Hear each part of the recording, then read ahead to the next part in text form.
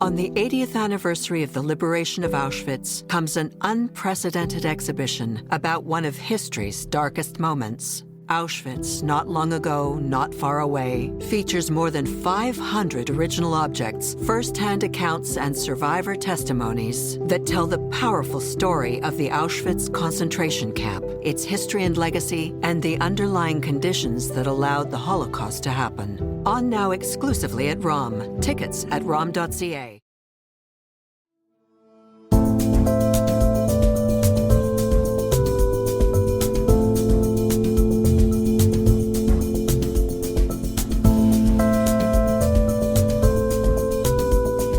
Hello and welcome to North Star, the flagship news podcast of the Canadian Jewish News. I'm Ellen Besner, and this is what Jewish Canada sounds like. I'm actually out of the office today, and while I'm away, we'll be bringing you an encore version of one of our most interesting podcast episodes from the previous year or so, including when we used to be called the CJN Daily. We'll be back with brand new material right after Labor Day, so if you haven't heard this one, sit back and enjoy. And if you have, maybe you forgot, so listen again. Thanks for listening.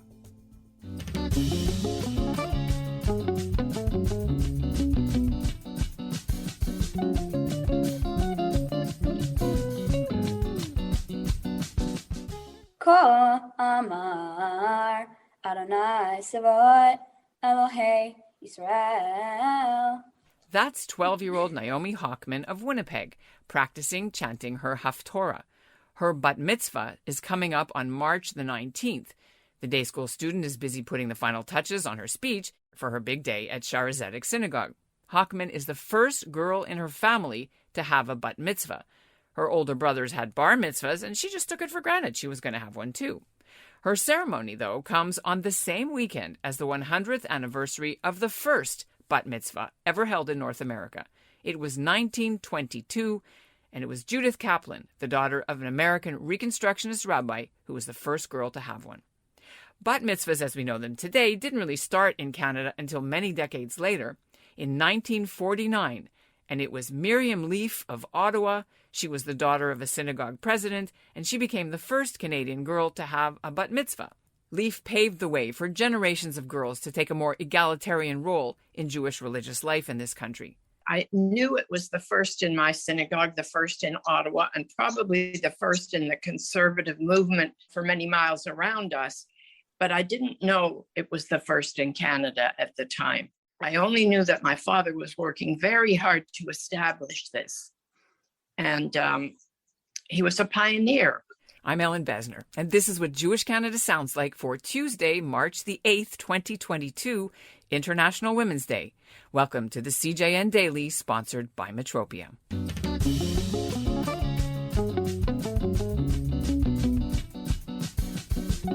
There are formal photos showing Miriam Lieff in her bat mitzvah dress posing with her family in 1949 in a series of books called Gathering Rosebuds. The author of that series was Miriam's father, the late Mr. Justice Abraham Lieff. He was my grandfather, and Miriam is my aunt. Isn't that cool? And I only discovered she was a Canadian pioneer for bat mitzvahs thanks to a historian in Montreal, Hannah Sroor, who suggested that we put together an episode to mark the 100th anniversary of the first bat mitzvah in North America. So coming up, 86-year-old Miriam Lieff and 12-year-old Naomi Hochman will be here to share their experiences as Banot Mitzvah. But first, here's what's making news elsewhere in Canada right now. I'm Sharon Cohen in Massachusetts, and this is what Jewish Canada sounds like. 3 Canadian rabbis have flown to Europe to get a first-hand look at the needs of Ukrainian refugees flooding into Poland. The rabbis are all from the Montreal area, and they landed in Warsaw Monday for a lightning fact-finding tour. Rabbis Ruben Pupko, Mark Fishman, and Adam Shaarey are touring the reception centers housing Jews from Ukraine who have managed to get out of their besieged country, and will bring you some of their eyewitness stories. We hope to speak with them later this week on the CJN Daily. Meanwhile, the Jewish community of Kitchener-Waterloo in Ontario has raised over $15,000 so far to help the Jews in Mariupol. They held a rally Sunday and heard some reports coming from the rabbi of that city that the situation is dire. He says there's no running water. People are trying to capture rainwater for drinking and washing. And they heard about a woman who went to a deserted grocery store hoping to find something for her kids to eat, and she managed to unearth 3 chocolate bars. And joining us now from Winnipeg are Naomi Hochman, and from Florida, Miriam Lieff. And we're also joined by Miriam's younger sister, Lois Lieff. She's 84, and she's my mom. And she was supposed to be the second girl in Ottawa to have a bat mitzvah. From what we know, and maybe you know, Miriam, you were the first girl in Canada to have a bat mitzvah. Would you tell us about the date, the time, and, did you know that you were the first one? I knew that I was the first one in our city. I knew I was the first one in the conservative movement in our city because my father founded the synagogue. And my bat mitzvah was in conjunction with an opening of a new building for Agudath Israel. It was their second home in Ottawa. We had just hired a new rabbi, Rabbi Margolis. I didn't even know him really. And it was in March of 1949. I was almost 14 because by the time the synagogue was opened, my father wanted to coordinate, so I was past my 13th birthday. Did you want a bat mitzvah, Miriam? I didn't even know what it was. I was quite well educated. I wasn't in any way afraid of what I was going to do. I complied, my father wanted me to do it, and for his synagogue, which was very important to him. And I did it. And how did I feel? When all the kids were sitting in the back row looking at me in my long white dress, I was totally embarrassed. I thought they were looking at me like I was some queer person doing this. But after, at the reception, they told me how amazing they thought that the whole thing was. And then I felt a lot better. I did the whole Friday night service plus a sermon. And I'm going to let Lois talk about hers. You were supposed to be the second in Ottawa. Mine was April the 6th, 1951. It was Shabbat HaChodesh. The second one was Dorothy Wexler, now Dorothy Tonchen. I think my father felt that if it was going to be Miriam and then me, it might be the two Lieff sisters and over and out. And he really wanted to establish this as a feature of Agudath Israel. The Wexlers had just moved from Montreal. Debbie was a Hebrew speaker. She was younger than I, but so she was the second. I believe hers was sometime in 1950. And I didn't wear a long white dress. I wore a pink dress and a pink hat, as I remember. And I followed the same procedure as Miriam, the Kabbalat Shabbat, Kiddush, and a sermon. You also had to wait until you were not. I was 12. Also almost 14, yes. But now we're going to turn to Naomi. Tell us your date. Tell us how you decided. Did you want a bat mitzvah? And how did it all come about? So my date is March 19th. So coming up pretty soon, 2 weeks from now. And yeah, I really wanted one. My brothers both had one. So I always knew I wanted one because I remember my brothers having a lot of fun and like having family members come out from out of town. And it was just a really exciting time, You're doing a bit differently than Miriam and Lois were able to do. Tell us what your whole, synagogue involvement is. So I have a Saturday morning service and I get to do my half Torah. I do Torah portions, blessings, the whole service basically. What about in your school? How is it now? You go to Jewish school in Winnipeg, right? Are there lots of girls having bat mitzvahs and your friends and peers? Is something normal there? Yeah, it's really normal. Actually, the week before my bat mitzvah, one of my best friends is having hers. And there are loads of girls in my grade and the grades above me that are having. So it's really common. It's as common as a guy having a bar mitzvah.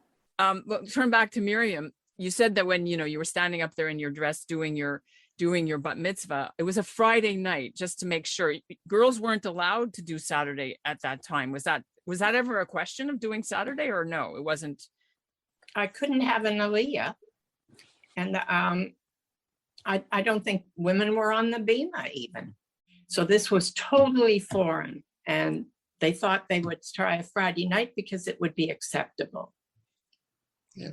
As far as I know, the first Shabbat morning bat mitzvah in Canada was Donnie Becker, as she was then, Donnie Frank, whose father, Rabbi Levi Becker, had just started the first reconstructionist congregation in Montreal. And she did have an aliyah, and she did chant the Haftorah. That was, I think, about 1953. Mm-hmm. So, Miriam and Lois, having a bat mitzvah, how did it shape you as the woman, the Jewish woman that you are today? Well, I loved Hebrew school. We had a teacher named Jacob Gordon. Even though it was after school, it was twice a week and on Sunday, and learned well. I think that perhaps in my class, Elaine Sloan and I knew more about the history and the language than any of the boys. We were quite good. So I went to synagogue with him every Shabbat for 7 years. I got a prize. So I think my shaping me started way back before the bat mitzvah. And my grandchildren, my children and my grandchildren, they follow Judaism very closely to this day. And Lois, tell us a bit about you, how it shaped you and your Judaism as a Jewish woman being a bat mitzvah. I think it was part of the path of my whole life, my upbringing, just as Miriam intimated in hers, which has continued. My children did have, but we were Ellen and Brenda both became bat mitzvah. Now you are a lot different than the two pioneers who had theirs, because you were having a pandemic-ish bat mitzvah. Yeah. Was yours even delayed because of the social distancing? Can you talk a bit about the challenges? Well, I was actually going to have mine in Israel and last year, but COVID hit right before I was going to start my classes. And the rabbi just completely cut off new classes. So I wasn't able to do that. And we couldn't travel, so we didn't go to Israel. But hopefully after my bat mitzvah, we'll get to go there. Lois and Miriam, did you guys have a party, the DJ and, the whole photo booths like normally people have? What was your celebrations like? First, Lois, then Miriam. It was the Friday night. There was a dessert kiddush after the service. And that was it. I didn't have a party. Miriam, what did you do for yours? It was a oneg, and I would say it was a pretty lavish oneg. There was a lot of pastries. It was tea, coffee, and our friends were there too. I don't even know if we got presents. Did we get presents, Snooki? I don't even know. Yes. And are you going to be wearing a talit, Naomi? I am. I'm using my mom's talit. But after my bat mitzvah, my mom is going to make a talit for me. And Lois and Miriam, do you have questions for Naomi? I think, Naomi, that both my sister and I would love to have been doing what you're doing, because as we've gone through our life path, we've done this many times. My father was at my 65th birthday while I had an aliyah and did a haftorah also. I've done them in Palm Beach. I've done, we like to do it. That's awesome. I did one in Boca about 2 weeks ago on Zoom. There were some people in shul and some people in their condos or at home, and but it's quite normal. But Dad was pushing for, towards the inclusion of women in all facets of synagogue life, and not just in a secondary role. Beautifully done. So here's what I think we should do. I think you should invite us three to come by Zoom. We would be honored to come to your bat mitzvah. I know that sounds schnorry, but it didn't mean it that way, because I think that it would be so honored to have that opportunity to see you shine after we've met you. And I hope you'll consider on live TV saying yes. Absolutely. I would love to do that. Thank you. Thank you very much. Thank you. That'll be great. Of course. And that's what Jewish Canada sounds like for this episode of the CJN Daily, sponsored by Metropia. Integrity, community, quality, and customer care. We want to send a hearty shout out and mazel tov to Naomi Hochman and to her family for their upcoming simcha. And I just want to say I still remember how to chant the opening sentence of my bat mitzvah haftorah. Actually, my sister and I both had Saturday morning bat mitzvahs. I wasn't allowed to have my own aliyah, though. My father had to do the aliyah for me. I don't remember much about the bat mitzvah because I was sick as a dog. I had 103 fever from tonsillitis.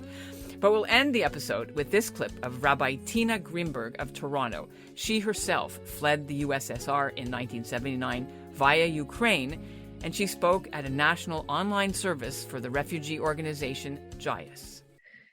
Seeing people homeless, panicked, saddened, pale, hurried, lining up totally in place of unknown and sorrow brought back many memories. In May of 1979, my family tried to board the train in Western Ukraine that headed for Vienna, Austria. We were stateless, we were frightened. Vulnerable Soviet Jews, along with thousands of others, tried to leave Soviet oppressive regime in search of a new home. We wanted to be free Jews, proud, unashamed, secure. The Iron Curtain prevented us from knowing what lied ahead. But there is something we knew, one thing for certain, the Jews on another side were helping Jews. That made all the difference.